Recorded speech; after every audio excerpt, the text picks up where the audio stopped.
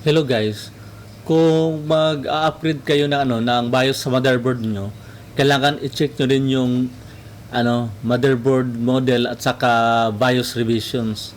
Dito, makikita natin na Gigabyte GA320M-S2H. Pero doon kasi sa website ng motherboard, may revision 1, revision 2, at saka revision 3. Kaya need mo hanapin yung revision 3. Minsan katabi lang sa model. Pero sa part na to, sa pinakagilid siya ng motherboard.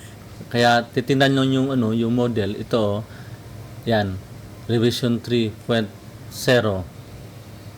Kaya dapat makikita nyo yan, ganyan. Kaya kadalasan sa tabi lang ng yan katabi lang motherboard model. Tapos check na natin yung revisions, scroll natin. Yan na yung mga BIOS niya. Naka revision 3 na lang yan. Mga choices natin.